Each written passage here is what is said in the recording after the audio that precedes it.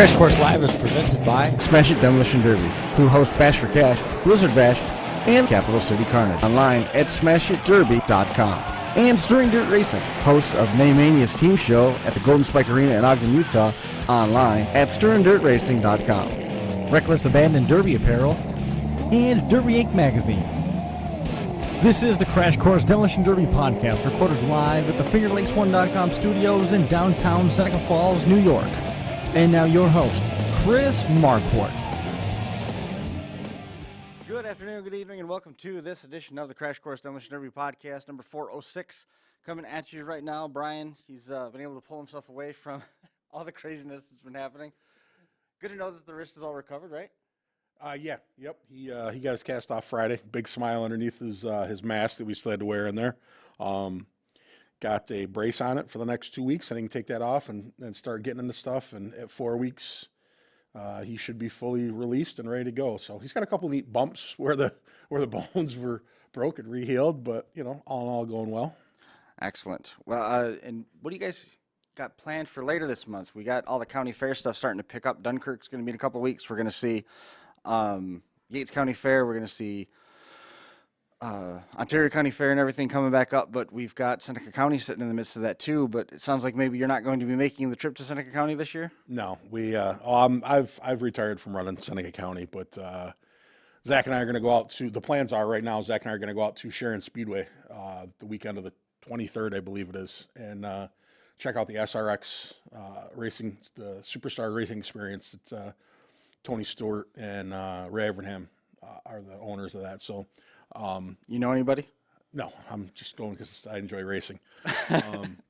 But we, I'd actually, had been missing racing. I've been, kind of jonesing for it. And I've been watching a lot of stuff on YouTube, a lot of the sprint cars and late models and stuff.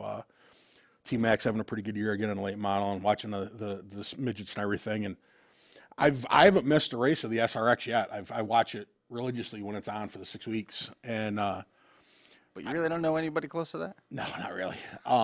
So I'm gonna. I've been planning on. I would have liked to have seen them, and then I saw they were coming to Sharon. And it's only like 4.5 hours away. I mean, you and I are used to driving 8 hours out to Ohio and back. So that's going to be like a hop, skip, and a jump. That's so awesome. If the weather's good, we're going to go out and run, and it's kind of killing two birds with one stone. Sharon Speedway is now owned and ran by Dave Blaney, who obviously was a amazing sprint car driver, ran Cup, and his brother Dale, who is also a sprint car driver. Ryan Blaney's dad and uncle, Dave and Dale. But I remember from back in the day when their father had it, Lou Blaney, and so I've heard about Sharon for 40 years, and always wanted to go there just because I've heard so much about it. So kind of killing two birds with one stone. Go out there and check it out and watch a little dirt tracking. Awesome.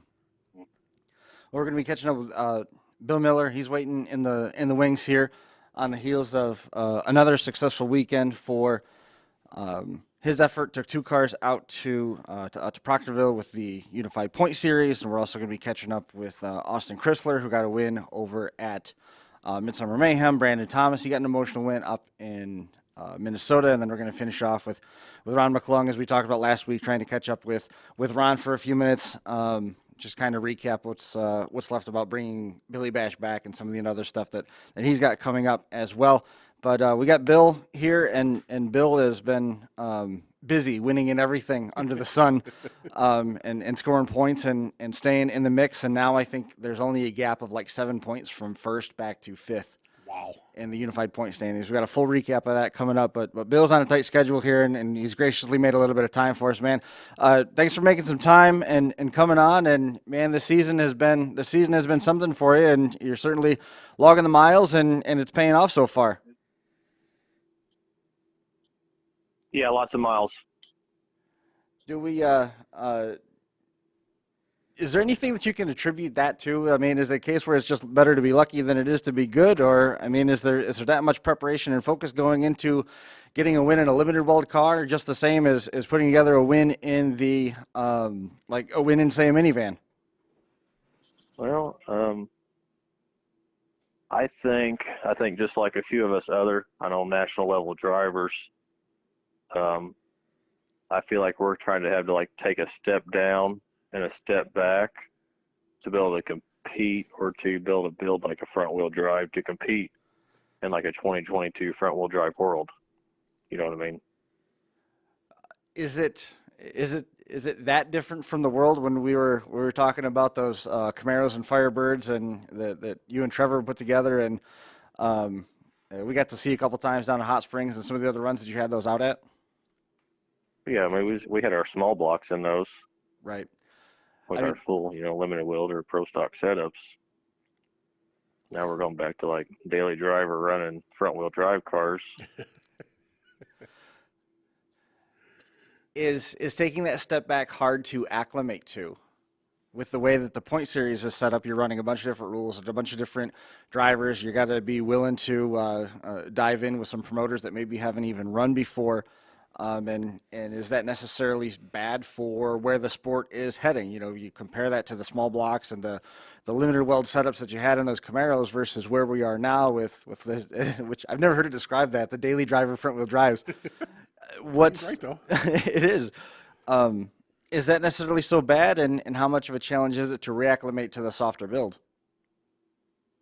Well, your driving style is completely different. Time and preparation. I mean, yeah, the build's a lot shorter, but you got to make sure you dot your T's and cross your I's per se. If not, I think you're going to be stranded or lost. Right.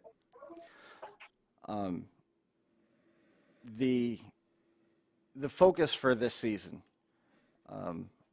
We've been talking with Mark Elliott for a couple years now on a regular basis, and he continues to be fascinated on the fan level with the effort that you're putting in, with the results.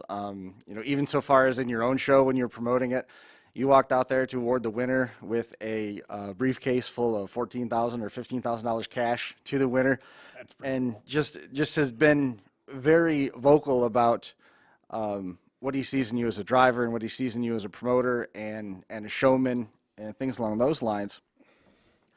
Has that played into your focus in trying to win it all, the points championship here in 2022? Because we're seeing you pop up a lot of different places, and some of it we expect and some of it we didn't. It's definitely a trying time right now with fuel prices. I'm still on the fence whether to run or not, because it seems like every East Coast trip costs $800 to $1,000, $1,200 in fuel. Right. Well, was it Craig Bedell that we talked to last week that talked about Bill spending a $1,000 fuel bill to win 600? Yeah, that's great. And I mean, that's the thing is, it's purses, as we've mentioned, have been getting better, and drivers are getting taken care of a little bit more. But just, as that starts to happen, something comes up that, drivers and builders have no control over, the gas prices, and, you get bit in the ass. So, I mean, to travel to a good paying show, it's, even if you win, chances are you're going to come out on the losing end, because it's going to cost you fuel and, all the other stuff. So it's crazy. But I mean, a vast majority of drivers, they do get in it to win, but I think they get into the win knowing that they're not ever going to really make money in it. You know what I mean? Like it just, because I know for me personally, if I would make a little bit of money, it would, go back into my derby stash. So, I guess it just comes down to the love. And I mean, we're with Mark's point series, I mean, we're seeing the love. I mean, yes, guys they're going to win some great prizes. They're going to win some great money, but I mean, you have got to love a sport to go out and travel. And I mean, in any given night, there's a chance that you're going to pull into a show you've never been to and be the outsider, and they're going to say go, and 6 guys are going to put you in a corner and pound you into oblivion. So, it's about the love of the sport, and that's that's what's driven Demolition Derby forever. Is it's the love, it's the determination, it's the drive, and it's still that's still the driving force today, I feel. Has that happened in your traveling, or is it easier to run out of town where you don't know anybody? I don't care where I run. Who I run against, it don't matter. It's all part of the sport. Right. Makes you better. In terms of in terms of getting out there? Is there any place that you've gone to this year, found a little bit of success, or not for that matter, and just been, wow, this is some place that I definitely want to put on the schedule to make it back to?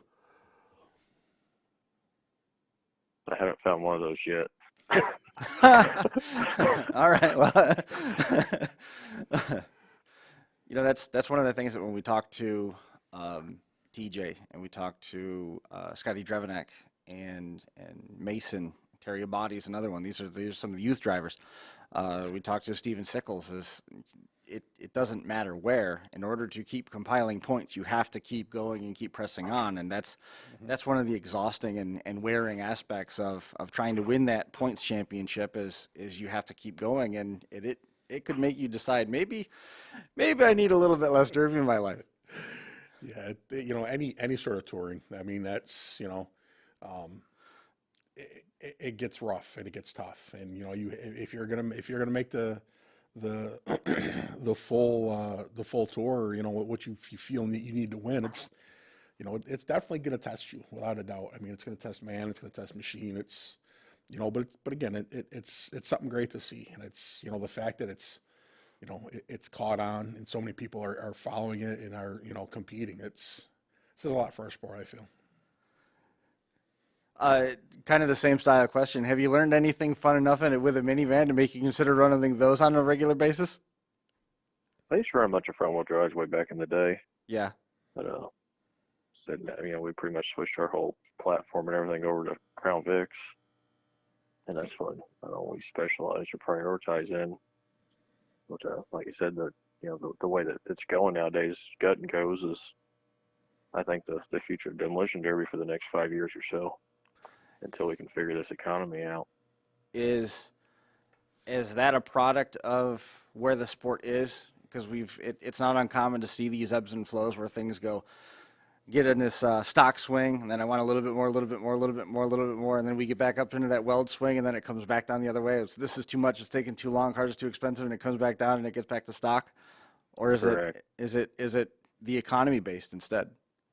I don't know if it's totally economy based. I'm sure that's a lot to deal with it, but there's a lot more families and family time nowadays, I think, and there's not a lot of time spent in the shop. I know that's true for me as well.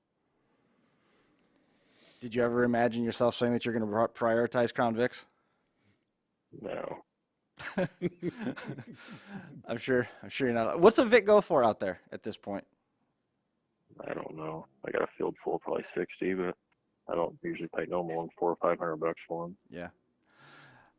I guess at this point it doesn't really matter how much they're going for. If you got 60 of them. You got that many years. You probably don't have to buy any for a couple of years, so that's cool. Yeah, and it's as you said. I mean, there's definitely the ebbs and flows, and I mean around here, it's things are kind of going to the more built. You know what I mean? And we've always been a basically stock build. I mean, a little extra here, a little extra there, but I mean, but it's interesting. It's neat to see, and that's another thing. With the tour, is it covers everything for everybody. I mean, you can find a class and follow it and gain points. So,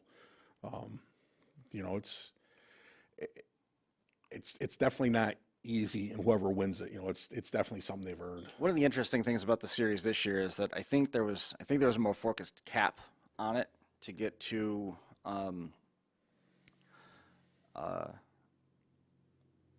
There was more focused cap to limit the amount of shows so that you didn't see so much of that driver burnout. Yeah. It's going to be tougher to pick and choose where you run, and it's also going to be tougher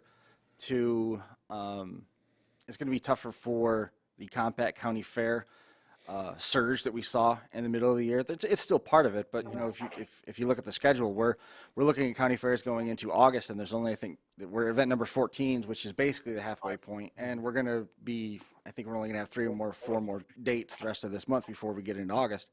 So that compact county fair push that we saw really helped Shipley's run to the championship 2 years ago. Mm-hmm. I mean, he just jetted away from everybody. Yeah. I don't think it's going to be the same. And right now, the way that the bonus points show based on purse, with a true double points offered for features that are paying more than $10,000, that's helping keep everything a lot tighter now. So now if your focus is trying to win that championship, it's awful tough to sit back and just say, I'm going to take this week off. Yeah, definitely. But that's that's what we touched on earlier. Like you said, I think Mark tried to dial things back a little bit and but I mean, it's, which is a good thing. But now, maybe a driver says, man, I really wanted to run that show, but now it's not points, so you may have to travel a little farther. But again, I mean, there's a great group of guys out there and younger drivers out there chasing it. So, it's great to see. Maybe next year, the year after, we'll get a show or two up this way somewhere that, we could go visit. But, it's just great to see a tour like this. I mean, it's, it's something that the sport needed, I feel.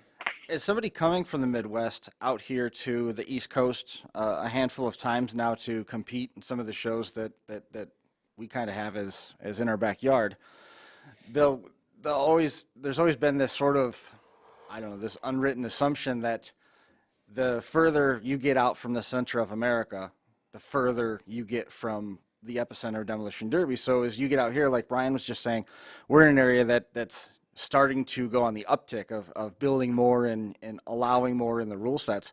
So we're sort of anywhere from 3 to 5 years behind what the center of the country is doing, where you see a lot of the cars come from, where you see a lot of the manufacturers come from. You see all of that influx that has the ear of the people out there on the coasts, on the social media. Having traveled from the Midwest out here to the East Coast, is that accurate? Are the inspections the same? Are the builds the same? Are they that far behind? Where is it from your perspective? I feel inspections pretty much the same across the board. Yeah. Builds are night and day difference, compared to what we're used to running against. Mm-hmm. So, a lot lighter builds out there. A lot different style builds. That's the question that I was asking. We know that it's going to be lighter for some of the stuff. We've covered that in terms of the front wheel drives but the different style of builds and what the elements you're seeing was as you pull your car off the trailer, you're supposed to be parking next to a car that's built to the exact same thing, and the execution of that build could potentially be completely different. And I wondered what you were seeing, and are you quick to point out improvements on those cars that you're pitting next to? I'm not going to sit here and judge anybody. I mean, Fair if enough. you'd looked at some of the last 5 cars I've ran, you probably wouldn't be impressed.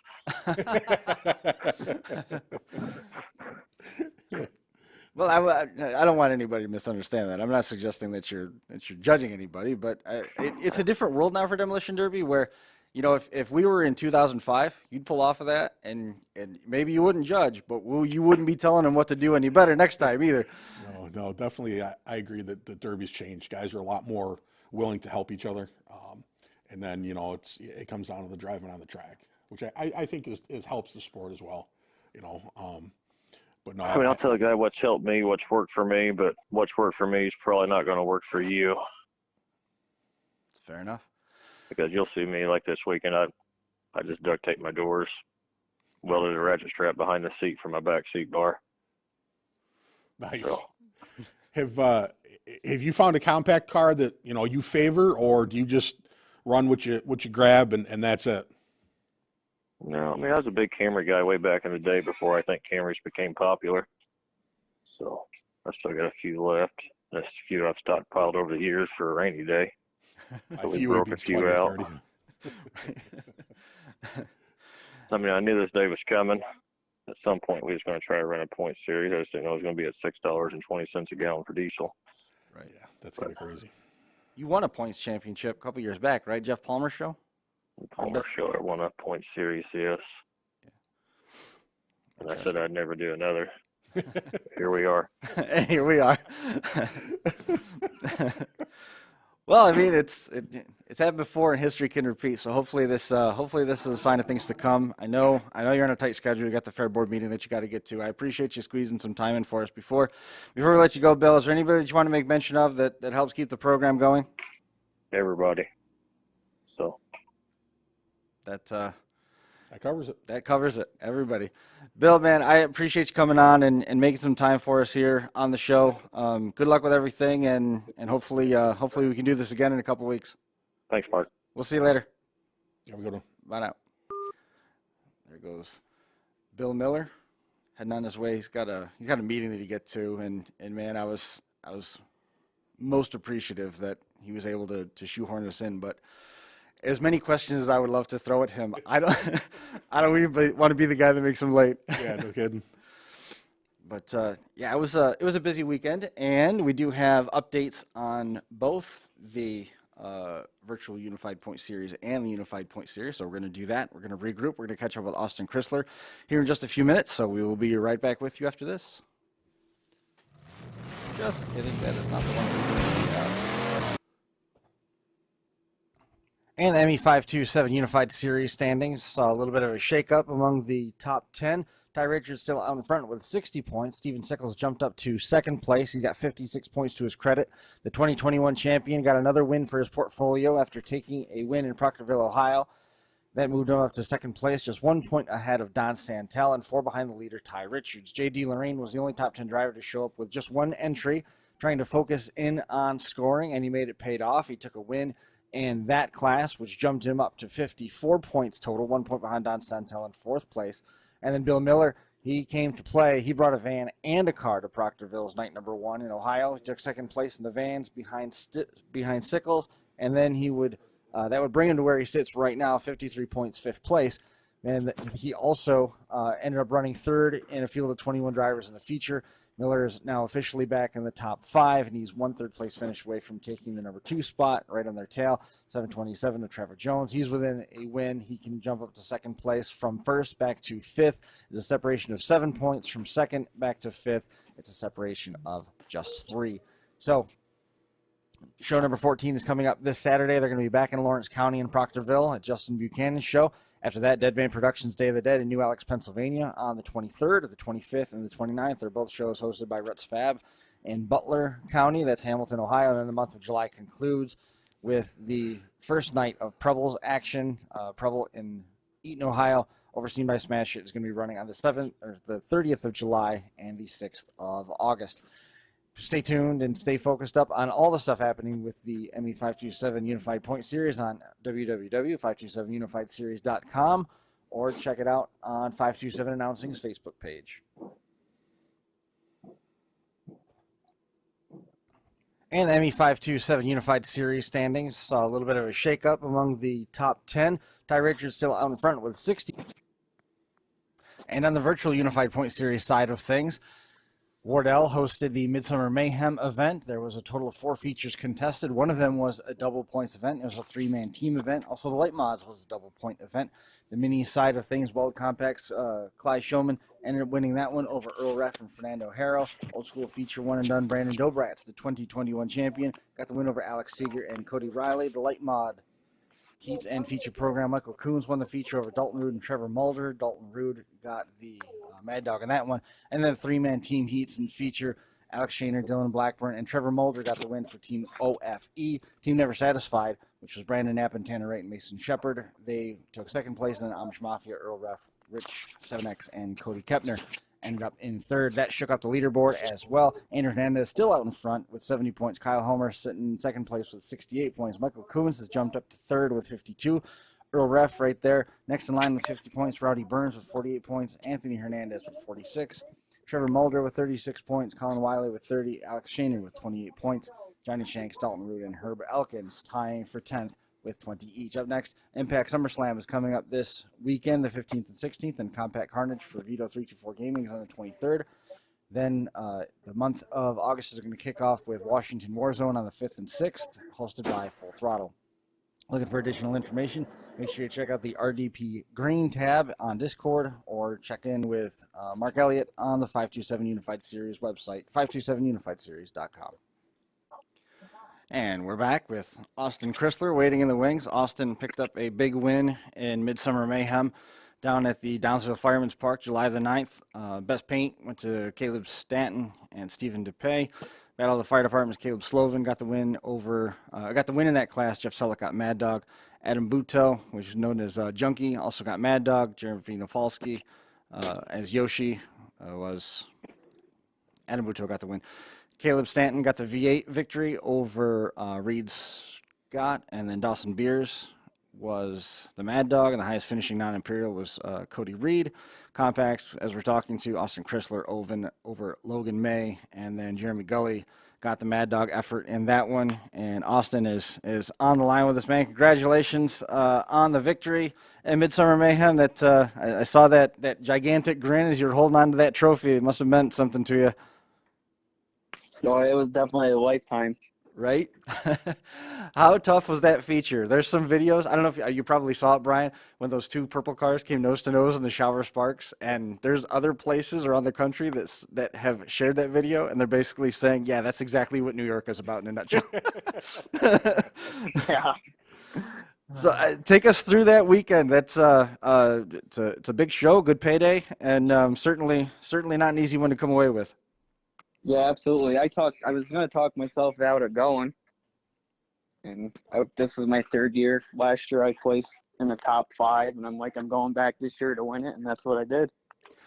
So when you go back to win it, when you get the trophy and the checkered flag flies and all the dust has settled, when you go in there and say, "I'm going to go in there and win it," do all your friends start calling you sandbagger? Oh, some of them do. Oh, yeah. Definitely. At what point did you know you had the feature? Because usually when those features take off, and I use the term take off in a literal sense, because if you can weather the first 5-7 minutes out there, you probably have a fairly good shot at hanging around there for the end. Absolutely. Well, I was running with Logan, and most of the spinning wheel crew was out there, and I was with them guys. Mm-hmm. So I figured it was going to come down to a bunch of us, and that's what happened. Did you have to do anything special in terms of staying invisible and out of Jeremy Gully's crosshairs? Nah, we talked. You talked. You said, "I got a bad back. Don't hit me at 60." No, I hit him at 60, and I feel bad about it, but. Well, the good news is he'll make sure he pays you back. Oh, yeah. Oh, definitely. Oh, that's for sure. Definitely. Get everything straight. The show as a whole, it's the third year for that one, right? I believe so, yeah. I was told that would have been year 4. Wow. Because at one point the show was going to happen, then it wasn't going to happen. It was in the middle of all the COVID stuff. Yeah. And they had to be a little bit, my guess is they probably had to be, just speculating, they had to be a little bit careful about how much attention they brought to the congregation of people, right? Yeah. Right. Yeah, it was a pain that year. So why, after finishing 5th, obviously a motorsports competitor is always going to want to do one better than last time. Was there anything particular about this one where you wanted to dial in and focus and say, "Hey, I want to make sure that I go from 5th and put some effort into winning"? I had a good track record last year. Me and Logan were teammates at a team show, and then it just followed suit. We were 1st and 2nd all year long. Mm-hmm. And Logan said, "Well, I'm going to go to Downsville." I'm like, "Okay, I guess we'll go together again." But you said you were close to talking yourself out of it. Yeah, I didn't want to because of the economy right now. Well, understandable. Was it at the end of the day? Was it worth wasting a good compact? No, definitely. Yeah.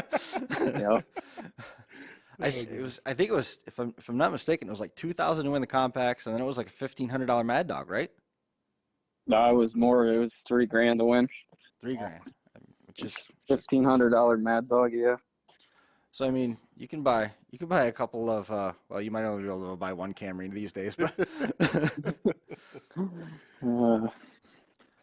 What's next for you?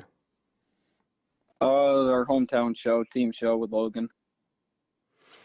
Are you going to be making the trip out to is that Resurrection or Day of the Dead? Now I can't remember. It's the team show that TJ's putting on out in the Midwest? No. No. I stay close to home. There's nothing wrong with that. We've come across tons of drivers that stay close to home for the longest time, and then they get the opportunity one time to venture out of town, and all it takes is a little bit of that at-home success someplace out of state, and then the floodgates are open. Yeah, Everybody's traveling. And you're Yeah. We were going to Chaos in the Valley. We went 3 years in a row, and I never went back. Mm-hmm. When we were talking with Bill Miller, he was talking about the night and day difference in the builds, and we're sort of on this uptick out here in our neck of the woods for drivers trying to push to get a little bit more to build with and a little bit more to work with. You're down near Scranton, if I'm not mistaken, right? No, I'm in Damascus, 2 miles from Pete Hansen. Okay. Yep. Then never mind. I'm not going to ask that. Everything is. You know how to cheat well, then. Something in the water down there. Yep. It's like adamantium skins on these cars down there. But all joking aside, though, is there an uptick where you are? Pete lives in a vacuum. It almost is not even fair to have this conversation with Pete in the midst of it. But are you seeing that same thing where there's an uptick out here to get the compact cars a little bit more in terms of their ability to build and maybe get some longevity more than just one run out of these cars? Oh, absolutely. Now they're allowing fix-it plates before you go out for heat.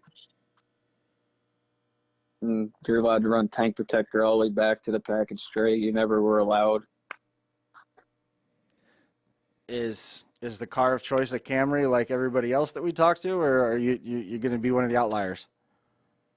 I was a Honda guy, and then I went over to Camrys last year, and that's probably where I'll stay. In all honesty, my problem is I don't know enough about the compacts to even tell to make by looking at them. Right. So Zach was like, "Oh, it's a Camry," and I'm like, "All right, if you say so." But it definitely. I mean, that seems like every time we talk to a compact guy, that's what we hear is Camry. So. And it wasn't that long ago where it was up here. Mm-hmm. Remember the Ford Contour was the coolest thing to have for like 2 years, mm-hmm. and that went by the wayside. And it was the W bodies were the be all that ends all. Yep. Behind, I think it was the Honda wagon. Yep. That Andy Vona mm-hmm. got so much attention with. Yep. And now that has since passed by, and Honda's never even got really a chance besides a select handful of people that figured them out. I think Dano brought a Honda down to Chaos in the Valley one time too. He had a decent run with it, but it went from it was almost like a 1 year turnover. Went from W bodies to Camrys just like that. Yeah, definitely. And again, it's what's popular and it's what's tough. I mean, eventually somebody's going to find the next one or the next one that can be tougher with a little more work here or a little more work there. Or, man, now that I got fix-it plates, this car can be as tough as a Camry, So, it's ever evolving. This is definitely not evolving or revolving. I would say evolving. Yeah. Because it's rare that you come back. We're not coming back to Chevy wagons being tough. Chevy wagons have always been tough, but now you found how to make other cars tough. Mm-hmm. You know what I mean? Mm-hmm. And you're not all of a sudden going to find 50,000 Chevy wagons somewhere. So we definitely have to evolve. You know what I mean? 40 years from now when we're out of Crown Vics, I don't know what we're going to do. It won't be either of our worries. Yeah. You and I are definitely not going to be doing the Crash Course podcast by then. But can you imagine if they're rolling us in your wheelchair? Crash Course number 10,002. But no, it's definitely evolving. And I've touched on it. The compacts have come so far. I mean, I remember the first compact heat I ever saw. There was 3 cars. One of them was a Fox Body Mustang. Where was this? Canandaigua, Ontario County Fairgrounds. And it was like a 3-hit deal, and they were done. But that was 25 years ago, probably 27 years ago. Yeah. And then to see where they've come, Sure. in that time, it's impressive. And I mean, obviously, you get outside New York and pretty much everybody's ahead of us on builds, but it's interesting to see what the country has done with compacts as a whole. I mean, when we first started traveling, you could buy every trick part in the world for a V8 car, but there wasn't much for compact. Well, now you go to any of these big shows where the parts guys are at, and you can buy every trick part, part there is for a V8, there is for a compact. You bring in a welding wire, you can build a car in the pits. Yeah, no doubt. So you need an army, because yeah, tilting isn't fun, but no, it's neat to see. It really is. It's one of those things. I think that compacts is a niche that it helps the derby world. I mean, guys that don't want to don't have access to or don't want to mess with the V8s. They have something they can run and stay involved. So I think it's great. They put on a hell of a show. If I was 20 years younger, I'd probably hop in one and give it a try, but some guys just hit too fast and hit too hard and drive too fast. So I'll just stay on the sidelines and watch and smile. But, it's definitely an asset to the derby world. Austin, do you remember the first time you saw compacts run? No, it's been a long time. I was just wondering if you had any thoughts on how things have come where you're at in basically the evolution where we're looking at, people are doing engine swaps on compacts and they're getting multiple runs out of them versus, it used to just be a collection of angry bees that ran for 20 minutes or so and 40 cars flew around the track and then it was over with. Right, yeah. Swap everything. Yeah, it's like Jamie Brown. Jamie's getting ready for his 1 or 2 shows he's running this year, pulling that motor out, pulling the motor in, and James. Yeah, he's gonna go on his. Is he making 3 events this year? Right in that loop? I'm not sure. I don't either. Yeah, I've seen him working on cars via Facebook, so I don't know how many. Facebook's getting very busy with stuff around here. Yeah. Zach Herman. There was all sorts of horse trading going on and stuff. It's So where you are, we were talking with, trying to throw around some familiar names. What are some of the common fairs that you make it out to through the course of the summer now that we're kind of looking at the local season? The hometown, Honesdale, PA, and then GDS, just Newfoundland, PA. How's GDS been? Yeah, it's getting better again. Good. Yeah, that's one of Gully's shows, right? Right. Yeah, he said that for a few years now. Just discussing Honesdale, 2 things. One, they had a box car that was raffled off for the raffle car. Yeah, that's pretty cool. Mike Oliver, if somebody else won it, Mike Oliver offered the guy $800 to drive it. The guy's like, "Yep." So Mike took it out and tore stuff up. And then we mentioned Gully having the Mad Dog. He got Mad Dog in the heat and Mad Dog in the feature. That's Downsville. Yeah, Downsville. But his grandson, Caden, also ran his first Power Wheels. Really? Yep. So was that the post about how do you win one of those pop? Yeah. Yep. That's what I was going to touch. Is Jeremy was holding because he got a nice plaque trophy for the. And Caden said, "How do you get one of those pop?" And he's like, "Oh, from hitting stuff and running hard." Jeremy says, "Well, it starts again." So I'm sure he's going to be stockpiling Camrys and everything else that his grandson is going to want to run. And probably I can't remember if I think he might be 3. So you figure another 9-10 years he's going to be in compacts. So by then Jeremy will have a slew of compacts and whatever else his grandson's going to want to run. So, right. But it's cool to see that, you know what I mean? The from one generation to the next. And but yeah, it was, I saw a lot of pictures and I did see a little bit of video from Downsville. Definitely looked like a hard hitting show. A lot of guys tearing it up. So, and like was said, it's New York style. I mean, I think people have become fans of watching our shows, which is pretty cool. Austin, man, is there anybody that you want to make mention of or recognize that helped get the team there? No, I do a lot of it on my own. If I need help, Logan is my main person for the most part. Awesome. And Honesdale GDS next on the schedule, so we'll be watching close and see if this turns into some momentum building and set you on a run for the rest of the summer. Yeah, hopefully, that's for sure. All right, man. Well, I appreciate you making some time for us. Congratulations on the win over there, and make sure you park that car out in the front lawn. Let everybody know what $3,000 looks like. All righty, thank you guys. Fantastic, good one. man. We'll catch up with you later. Sounds good. Thanks. Yep. Austin Chrisler. We're gonna be catching up with Brandon Thomas here in just a few minutes to be talking about his weekend. It was another good one. But before we do that, we're gonna tell you a little bit about All For Him Racing. We'll be right back. Where'd you go? We did a derby. Ow, my head! You went to a derby?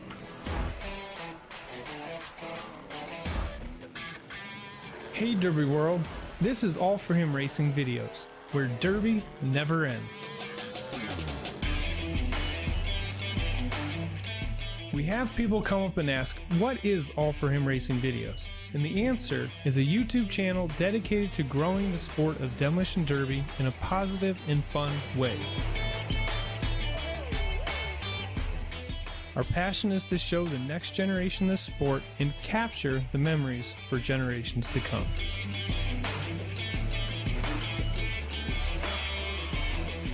We're just trying to show that you can be a Christian, do crazy and exciting things like Demolition Derby, and just spread the word.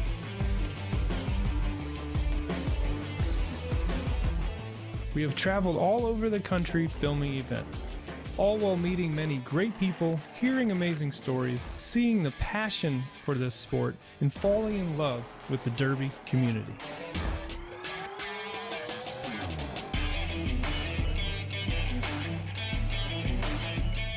We have grown to be the largest Demolition Derby channel on YouTube across the world, with millions of views within our large library of videos. We love what we do and can't wait for what the future has in store. We always want to be a place for positive, exciting, and action-packed Derby videos.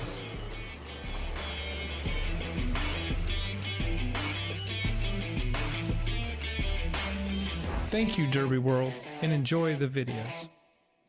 Jeffy's Fab Farm in Fredericksburg, Virginia specializes in all of your Demolition Derby needs. We've got you covered from bumper to bumper.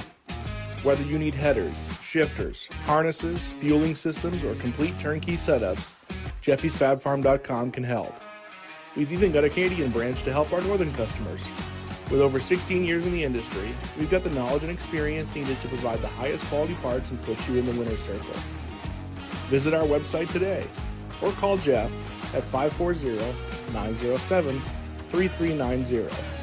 Fabby says the best parts come from the farm. Jeffy'sFabFarm.com. Excited to welcome aboard a new partner for this one, Demolition Derby Life magazine. They've come aboard. They just wrapped up Mini Meltdown with Spinning Wheels, and their next release is going to cover in depth all the action that happened in Morris, New York with Spinning Wheels out there at the Otsego County Fairgrounds. Full year subscriptions are $119, 12 releases a year, plus past issues are available online at Demolition Derby Life magazine. If you don't know, you're in the know now. Home of the hottest action motorsports magazine on the market with over 30 editions published to date. Demolition Derby Life magazine has grown to be the most prominent publication in the Derby community, featuring everything from promoters and events to drivers and builds. Each monthly release offers a unique insight into the hardest hitting sport in the country. Make sure you jump on Facebook, follow Lexi and all the folks over there at Demolition Derby Life. As soon as you can, let them know that you heard about them here at the Crash Course Nationals.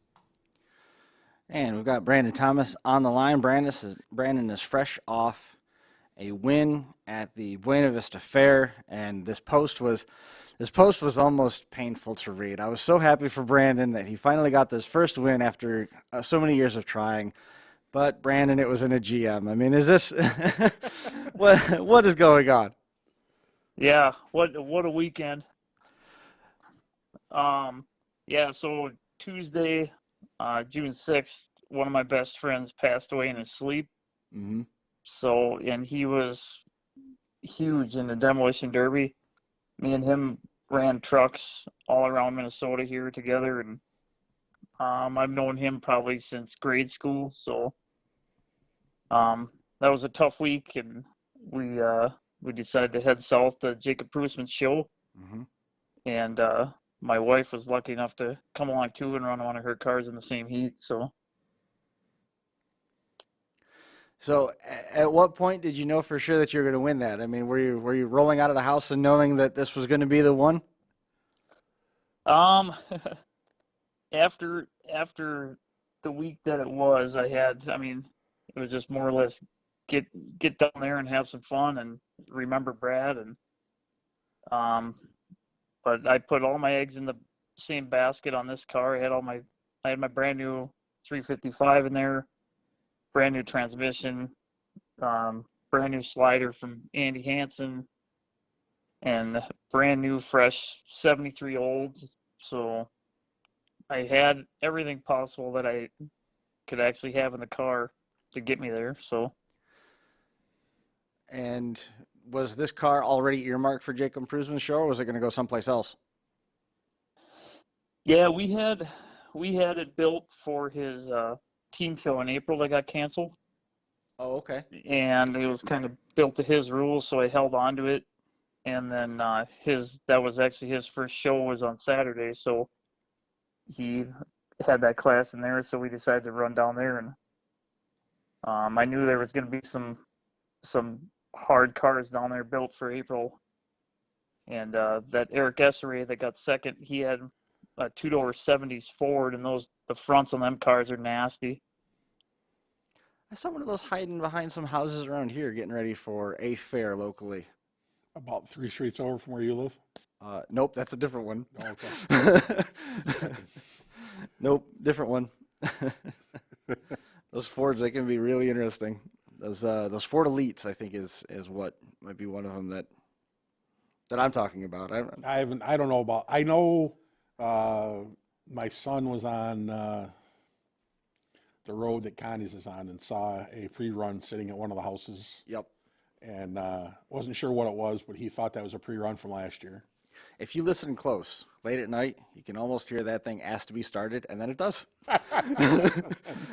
That's awesome. You touch it off, and it echoes through the trees the whole way across town. Oh, goodness.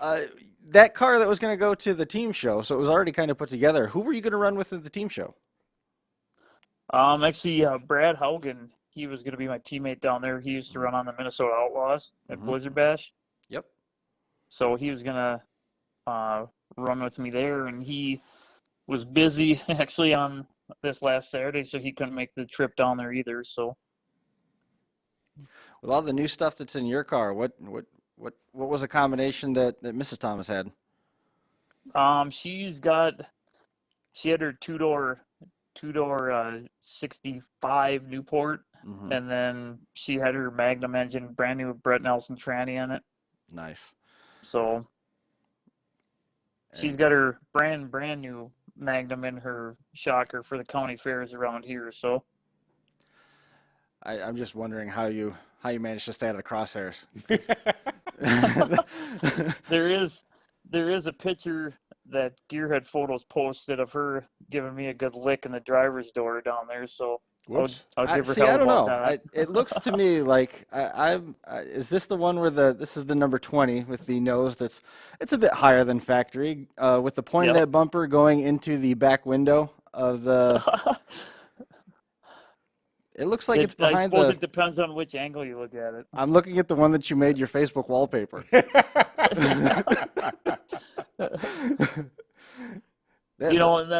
that's the fun part about it. Any chance I can get on the same track or same heat as her, I mean, that's what it's all about right there. Is that one of those two doors that you were talking about scoring when we last talked? Last time we got the chance to speak in person when we were down, I think, at Capital City Carnage? Yep, that was one of them. Yeah. And this was the, I'm trying to remember, you told me, was one of them, were they both Newports or was one of them a Belvedere? They were both Newports. Okay. And then, she actually got her, so she's been running our hometown derby for 22, 23 years. And she finally got her first win at that track in that car last year. Okay. Nice. I like it. Is she going to let you have the other one, the other two-door? That's still up for discussion. I'm going to probably guess probably not. That's awesome. Oh, that's terrific. I like the fact that both of those roof signs, we see the double nickel, the 55 is on there, but that number 71 is put well ahead of that halo bar. And it doesn't appear to be wiggling as she's backing away from that door shot either. No, I built that to stay put, so. If you do it right, it can hold the roof down. Yes. Right? Yeah. Kenny Roswell. Yeah. Love it. Love it. I mean, it was just awesome to I saw the post early in the week about the tragedy that struck and I know I'm going to say it wrong, the Hake family. Hack. I know he's going to mess it up. The Hack family, and then to turn around and see that you guys had you'd finally pulled down that first win with the 71 high atop that car. It was really awesome. I wanted to give you a chance to talk about it because I know Brad was a pretty important part of your life, and that couldn't help but think maybe there was some extra help on the passenger seat of that one. Yeah, that was a pretty emotional day, to be honest with you. I mean, he when he derbied, he always wore, his trademark was he wore a World War II gas mask and a Nazi war helmet. That's what he wore when he derbied every time. So his wife actually gave me his gas mask to strap inside that car. Uh-huh. So I strapped it to the dash bar. So we took Brad for one more ride. So That is too cool. That's pretty cool. I don't remember that story. And wearing the gas mask and the helmet for all the trips that we've been up there, I thought that maybe it's just been lost to time, but that's cool. Yeah. So I mean that made it the win, the first win. I mean, you can't even describe how it feels to do that with him, with that whole scenario going on, and then being able to do that, bring that in the car with me. So it was something else. That's pretty special. What's next? Well, I start my county fair season here on Friday, and so that'll be every weekend till the middle of August, and Jeepers. Then we have the fall show in September, and then I think we got some pre-ran stuff. I got a limited well truck to run in October, and then we start the process over before winter. Which in Minnesota is the end of August. Sometimes. Well, I what's the first county fair this season going to be? Waseca County Fair. Okay. That's this Friday, and then Watonwan County Fair is actually Saturday. So I got back-to-back shows this weekend. Awesome. At least you won't be bored this weekend. Right. Online, it's Full Throttle Promotions MN up in Minnesota. If anybody wants to follow along, find out more about the county fair season for Full Throttle, and jump out there. It's continuing to grow, and the nice part is you got all that support that you've been able to build over the last couple of years, both on the driver's side and from the fair boards, which is a huge step for anybody anywhere in the country. If you got the support of the fair board on your side, that's really a big step. Yeah, the fair boards up here, they're overly ambitious on the Demolition Derby stuff. We've been trying to get a little higher payouts for the classes, bigger trophies, get the big Happy Gilmore checks on all the shows, and they've been more than willing to support the drivers, so it's been great. Awesome. Well, check in with us here in a couple of weeks. Are you doing any type of point system for your series this year, for your season this year? No, we stepped away from the point series for this year at least, and we'll kind of reevaluate probably for next year. Awesome. Well, I wanted to catch up. Congratulations on getting that first win, and congratulations on last year's victory as well to your wife. The pictures that I saw, that was pointing that bumper either wrinkled the quarter panel or under the window, but you guys can settle it on your own. I don't. We'll talk it over. Hey, as long as you brought home the big check, that's all that matters. Yep. Not a bad win, and congratulations to Jacob Prusman as well, and having a good show and able to rebound from that event being canceled. And make sure, all things considered, man, make sure you give yourself a little bit of time. I know it's going to be crazy between running this derby and all the other stuff that's waiting in the wings for you next couple weeks. Give yourself a little bit of time to kind of process everything. It's been an emotional week. Yeah, I appreciate it, guys. We'll catch you soon, man. Congratulations again. We'll see you later, Brandon. All right, thanks. See you now. Bye. There goes Brandon Thomas picking up that huge win. Yes, when that kind of stuff happens, it's just meant to be. Close to the line, right? I couldn't imagine something that emotional before and being at your first win. I mean, I was, when I finally won Waterloo, like I was happy to win Brewerton. I mean, it was $1,000, and that was 99. But that was 1999. Yeah. So we're still talking the same type of purses now. Yeah. 22 years later, 23 years later. Yeah. And that same discussion was happening the year that you won. That's the same kind of money that was being paid out in the early 90s. Yeah. So anyway, I digress. When I finally won Waterloo, that was so emotional. I couldn't imagine, having lost a friend and then him, having something of his in the car with me afterwards. That's pretty cool, man. Frank Petrie did that. Yeah. I remember when Frank did that with. He didn't win, though. He just had a. No, I know, but I mean, he still had he still had that go on, and the car finished, and. Yep. And I remember when after it was over, he basically just buckled Jeremy Vasquez was just kind of buckled in the passenger seat with the picture on the urn, which I believe was inside a box to help. He just buckled it in the passenger seat, and after it was over with, man, he drove the wheels off that thing, and then he got out and he held onto that box. It was a good tribute, man. It was a really good tribute. It was cool. Definitely need to see stuff like that happen. Yep. All right, so we left off on that. So let's do this, and we're going to get Ron McClung and Brian on the phone, and we will be right back. And the 2022 Hardcore Tour is going to continue later on this month. July the 23rd is King of the Hill at the Jacktown Fair in Windridge, Pennsylvania. Hardcore Compacts and the Hobby Stocks both based on pre-registration. And then we're going to look ahead to the month of August. August the 12th is Cass and Coal Country in Waynesburg, Pennsylvania. Hardcore Compacts, Hobby Stocks, the Power Wheels all part of the card there. August 15th and 19th is Washington Warzone in Washington, Pennsylvania. Night 1 is the Hardcore Limited Weld, full-size bone stock, youth full-size street stock compacts and Power Wheels. Night 2 is the Hardcore Compacts, Hobby Stock, Minivan, SUV, and Power Wheels. And then also want to keep in mind, Labor Day Lockdown still sitting out there on September 3rd and 4th, waiting for the end of the year. Check out all the details, all the rules online, www.hardcorepromotions.com.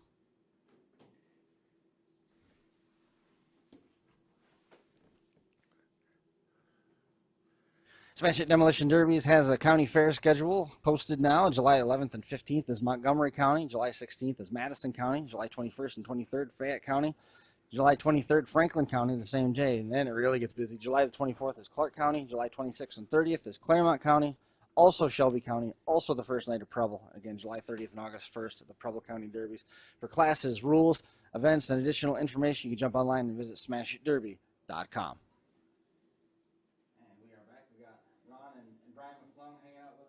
Got Ryan and Brian McClung hanging out with us here for a little bit here just to put the final touches on Billy Bash, and I guess there's some additional news that's coming up.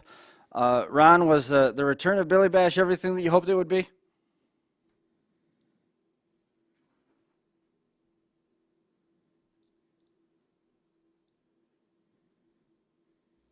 Uh-oh. You there, Ron? All right. Let her rip. So, how was the return everything that you were hoping that it would be? Why is this not working now? How about now? We got you now, Ron? There you go. Okay. So, was it everything that you were hoping that this would turn out to be with the return?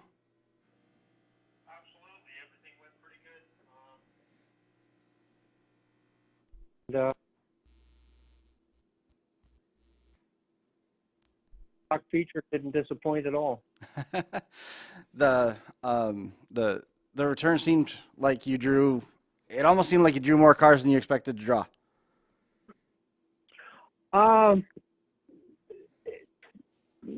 We were expecting a few more cars. There were some guys that couldn't make it, whether they had build problems or just ran out of time. But in the beginning, we thought we'd get close to 200 cars, and it ended up being like 153, and put on a good show with that amount of cars. Yeah, no doubt. And I don't want you to take that wrong. I wasn't trying to pick on you. The turnout that you guys got for the first year with this back and all the pieces that were aligning, I thought that the turnout that you had was outstanding. Absolutely, I agree with you. Yeah. So how was it to stand on the official side as opposed to getting the smash cars? I mean, obviously, everybody's, seen you run from here to Vegas and back. So how was it to have to stand and watch as opposed to running? I never liked watching the Demolition Derby, but standing on the blocks and flagging it's pretty cool. Watching out for the safety. We had one fire, and it happened right in front of me. It was a small carburetor fire. Put it out immediately, and we went right back to the show. So it was pretty cool, but I'm not interested in giving up my driver's seat for derbies yet either. So kind of figured that'd be the answer. Well, there was a couple hard hitters that you wanted to take a second to recognize, but in terms of giving up that driver's seat, we won't get quite to that yet. But what were those heavy hitters that you wanted to make mention of? Well, we had some guys there that got some extra awards and extra cash for putting on a good show, and that's to me what it's all about. Demolition Derby is about smashing cars and not playing a game of chess. Sure. So, like Bobby Kuzno right off the hop, who ended up winning the Pro Stock feature, he drove the wheels off his car and put on a hell of a show for us. Bobby was one of them that we figured it was going to see. You've talked to him a time or two on here. Even Rick Clark drove his Imperial, and he put on a hell of a show in his heat as well. Good. Excellent. I mean, it sounds like you have some really good building blocks as you go forward. I mean, you obviously have to be pretty happy with how things went, and you got to be happy with how the future is kind of shaping up to be. Yeah, it was a pretty good show, and we're definitely going to build it for next year. More prize money, more trophies, more giveaways, and hopefully get a bigger crowd and more exposure, and it'll be fun. Maybe, I've never been a promoter, but I mean, maybe I can help you out some, and maybe you could have a promoter's heat, and then, you could get back in a car for a heat. I mean, that's just one of those things you might want to look at for next year. So at least you get to smash one car for the night. I mean, I know how it is for you. So just an idea going forward, bud. Yeah. But I did build 4 of the cars that were in the Derby. So it was a lot of fun to see them get wrecked, and 2 of them actually won. So it was pretty cool. Nice. That's good. Were those experimental Bad Ronnie future builds? Actually, no. One was a quick build van that Jim Cleaches from Pennsylvania drove, and he won the Van Derby. Okay. And then we raffled off a 4.6 Crown Vic, and 16-year-old Emma Robbins won the youth heat with it. Nice. That's awesome. Very cool. You said you're not ready to give up the seat yet, but there's more stuff coming for Ron McClung and I Am Demolition. Is this true? Yeah, absolutely. We got a couple more shows we're going to do this year, and we'll announce them right shortly. Okay. And then, of course, Billy Bash will absolutely be back next year. Mm-hmm. Nice. That's good. Now, more importantly, or maybe not more importantly, but I mean, another topic is, have you started your annual tour of the continent of North America, running everywhere? You'll see me somewhere very soon, come towards the end of the month, and it'll be very interesting. Okay. Neat. That's all I can say about it right now. Cool. Chris, what's coming at the end of the month? Does the promoter ride with Shedman?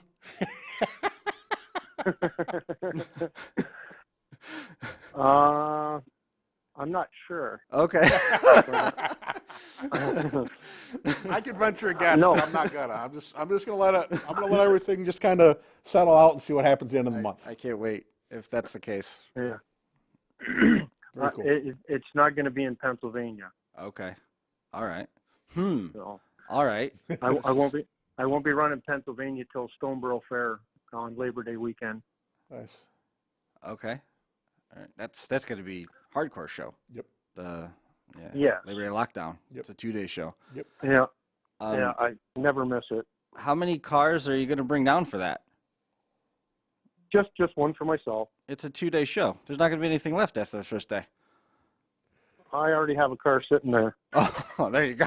That works out just good. Nice. Fantastic. Boy Scout, be prepared. Absolutely. Absolutely.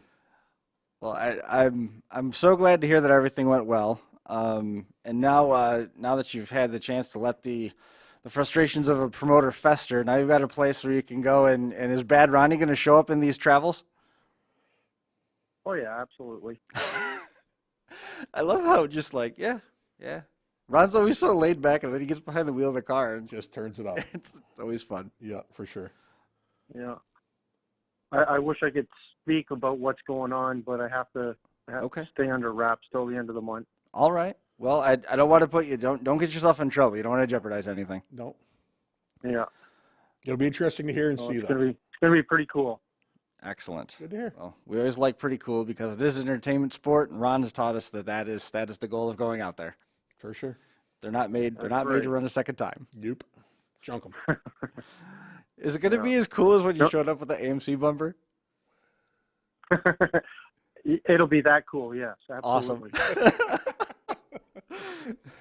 Excellent. Awesome. Well, I hope I'll never forget. I hope before the end of the summer we get to cross paths, and if nothing else, be safe, travel well, and as you finalize more of these announcements for yourself, for I Am Demolition, and the future of what's going on with Billy Bash, man, by all means, get a hold of us and let us know what's going on.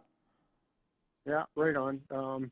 We've already secured double the amount of prize money, and Wait, what? Our pro stock feature will be paying $10,000 to win, and it'll be pretty cool. Hopefully, attract a lot more cars and a lot more Americans can come up. All this COVID stuff will be over. Well, I'm confident of that. But let's back this up, because this is you said you secured double the purse money, not just for first place, but double the purse. Yeah. And it's going to be $10,000 to win the main event. Yeah, whatever our main class are going to be, like Okay. the pro stock with heats and feature, will be $10,000 to win. Now, the Bad Ronnie promoter has told me a lot of times that this is an entertainment sport, or excuse me, the Bad Ronnie driver has told me this is an entertainment sport.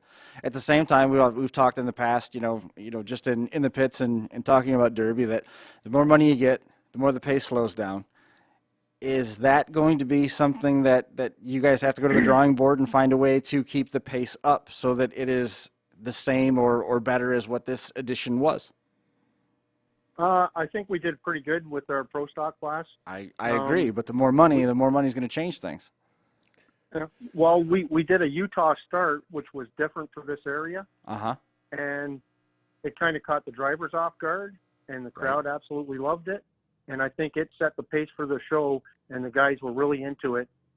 And the whole thing, from all three heats to the consolation to the feature, they all drove really hard and put on a good show. Excellent. I've always enjoyed hearing the promoters that say, I don't want to dictate how the Derby goes. You don't want to turn it into WWE, but at the same time, it is for entertainment. So going out there and you see, one guy just laying on another driver, and all the cars are painted the same way and it looks like a team, but nobody has a problem with it when all the cars are different colors. It's Exactly. really a tough nut sometimes to crack, and as long as the pace stays up, nobody's going to care, I suppose. True. Very true. Yeah.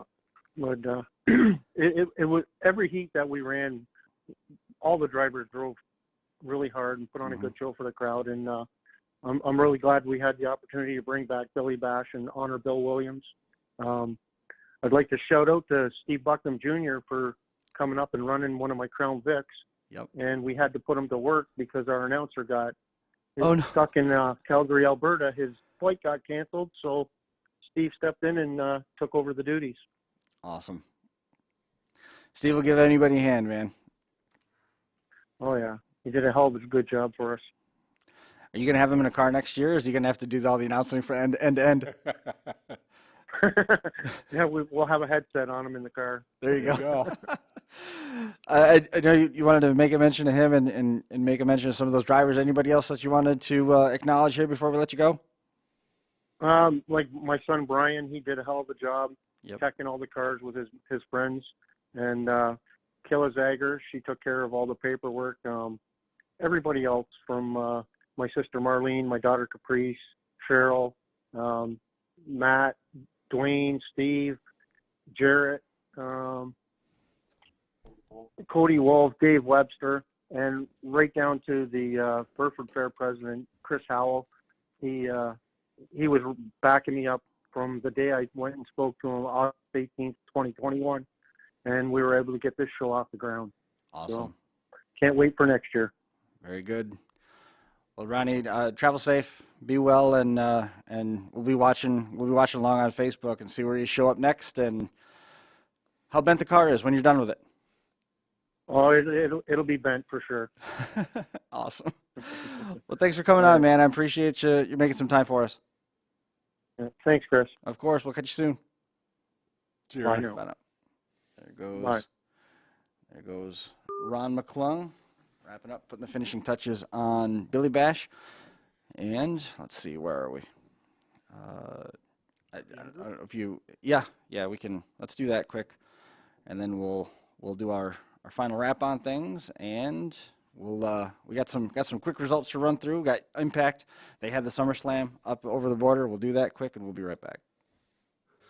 RPM Group is a progressive waste management business serving nearly 4,000 residents and businesses around Owego, New York. RPM Group can take care of all your waste management needs. Boasting a fleet of 2 roll-offs and 6 garbage trucks, RPM is fully insured and ready to serve. Ask about asbestos abatement and surveys, interior and exterior demolition, private parties and foreclosures, curbside trash and recycling, all that and more. Click or call, ask for Corey, tell him you heard about him here at the Crash Course Nationals, rpmgroupny.com, or 607-223-8714.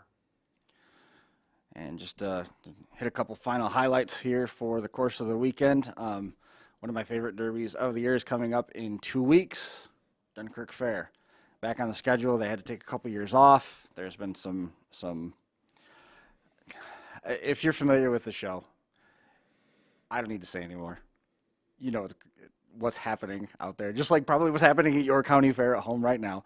There is so much good stuff. If you get the chance, go out there, support Dunkirk. It will be a show to see, as always. It's awesome. Cody and Dalen Brown, we've talked about and to those guys in the past.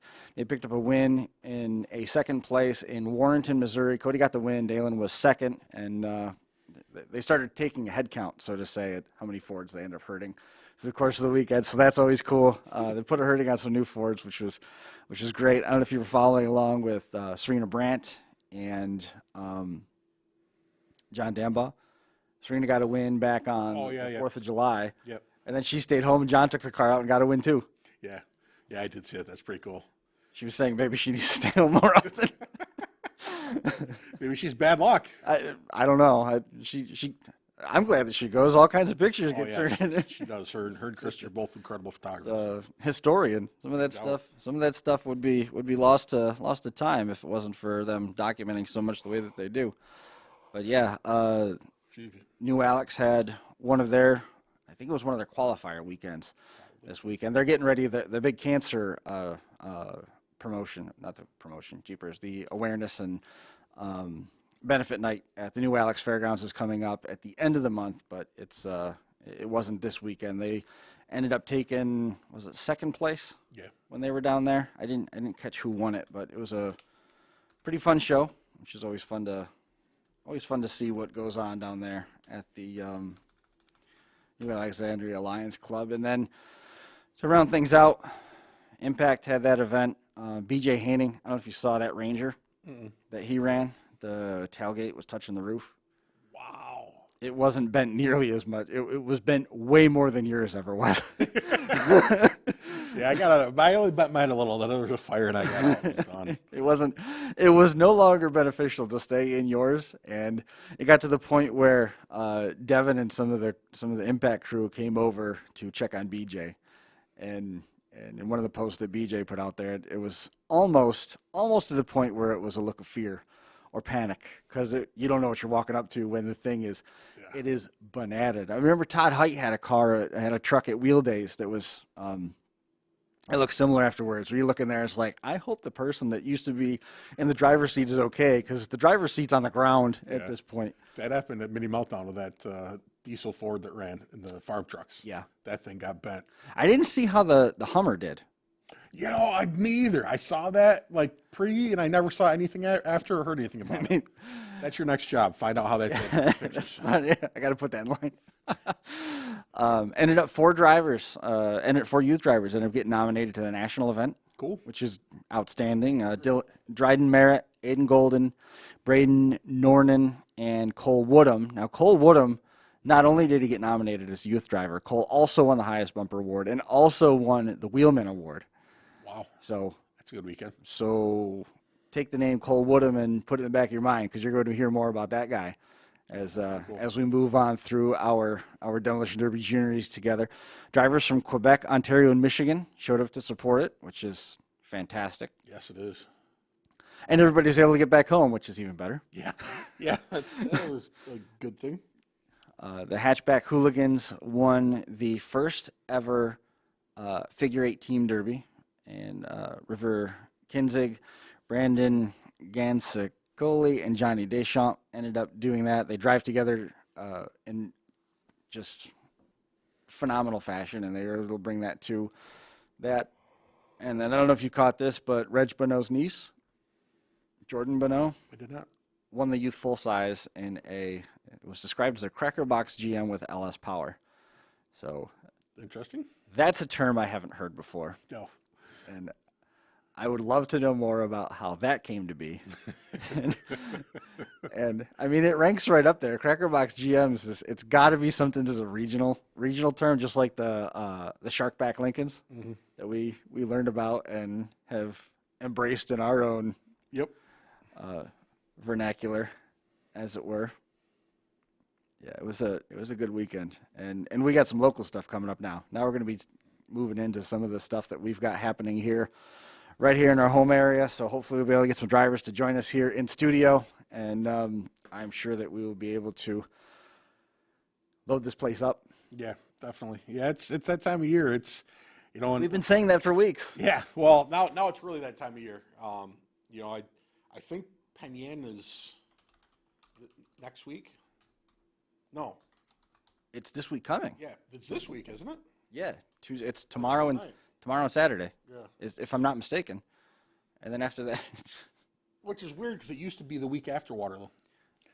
Back in the day, it was. Well, that's a long time ago. Yeah, like back when Mark and those guys used to run it. Yeah, all the time that I've been doing anything with DVDs and such, it's always been Yates County, Seneca County, and then Ontario County.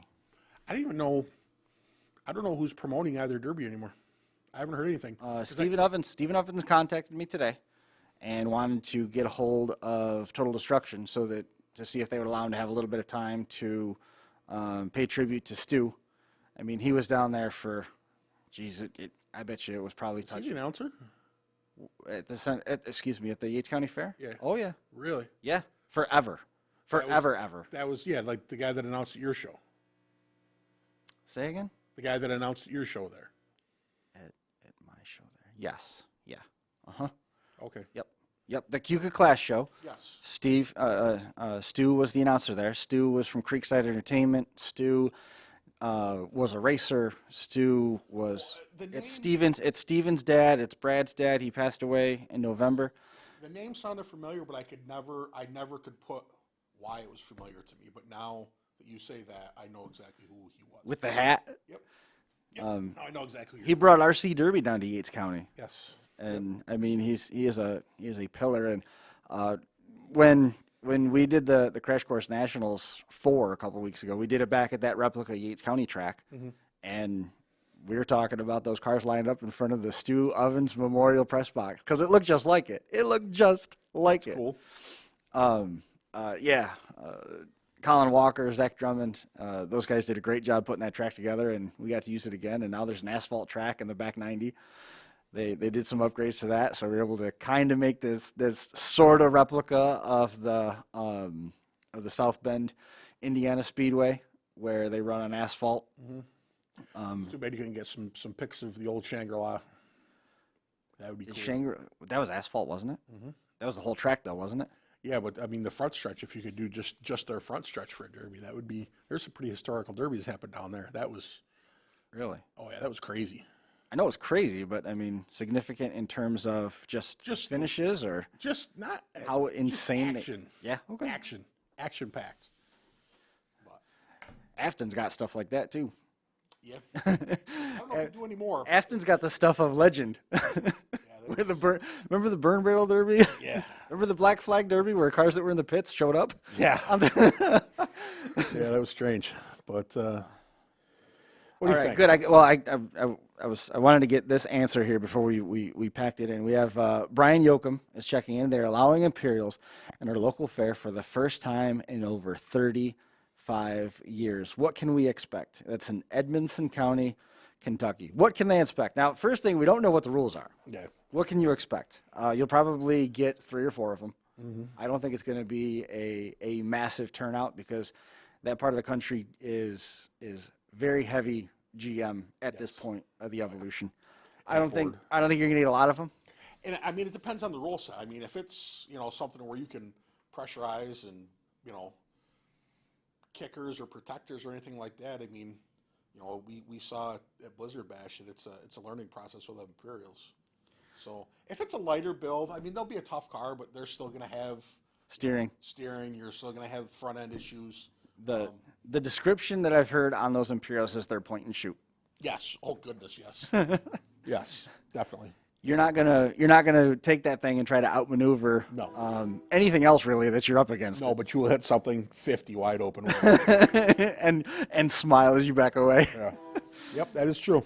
But no, it'll be neat. I actually talked about Downsville a little bit with Jeremy because he said that I said I saw the thing was an Imperial, and he said, yeah, there was. I can't remember how many Imperials he said were there, but he said there was a few of them, and I asked the build, and he said it was probably comparable to his economy build. So it'd be neat. It would be neat to see. I would like to see some Imperials run, in normal heats around here, but I don't know. We'll see what happens.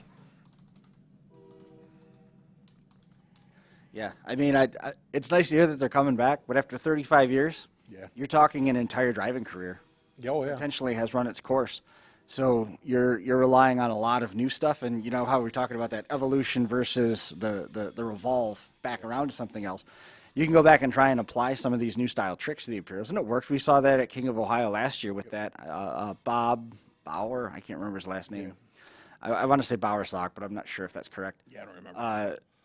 He took a lot of the new style cues and applied it to his Imperial, and it worked to an extent, but it just wasn't the same. But once some of these drivers, I mean, there's no slouches that are putting these things together, then bringing them to a showcase event like King of Ohio, or for the last several years at Bash for Cash or at Blizzard Bash. Yep. Those shows that are drawing those Imperials, they're put together by builders who know what they're doing. So it's only going to take a 2 or 3 times before they figure out where those shortcomings are. Oh, and if you're looking to learn, Sam Bando just posted a Blizzard Bash Imperial for sale, body only, but you're buying Imperial knowledge. Yeah, I saw that. That was pretty cool.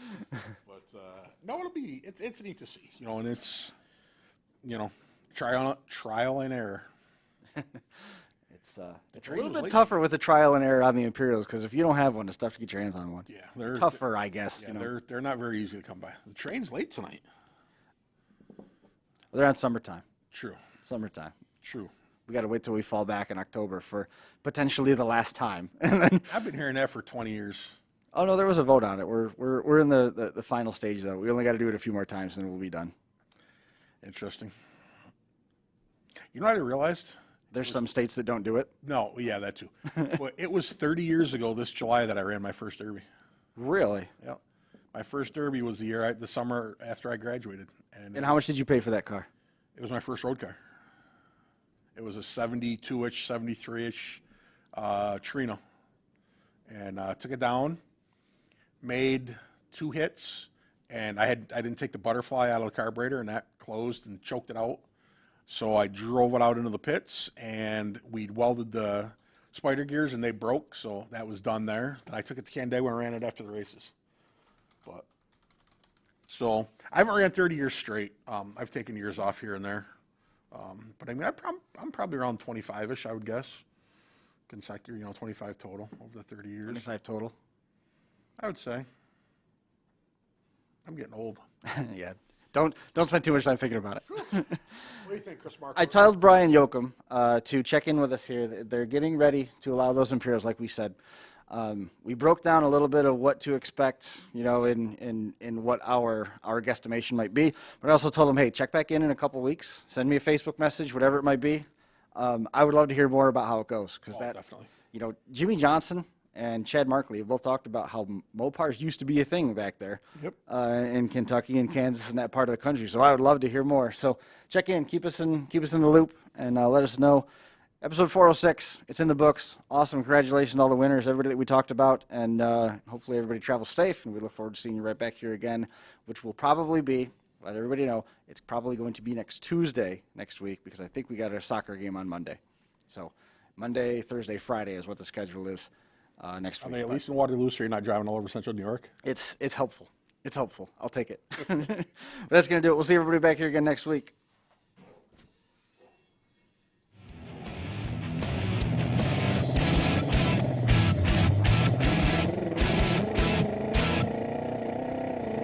The Crash Course Live is presented by Smash It Demolition Derby, who host Bash for Cash, Blizzard Bash, and Capital City Carnage. Online at smashitderby.com. And Stirring Dirt Racing, hosts of Maymania's team show at the Golden Spike Arena in Ogden, Utah.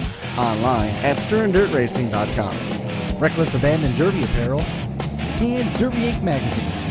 This is the Crash Course Demolition Derby podcast, recorded live at the FingerLakes1.com studios in downtown Seneca Falls, New York.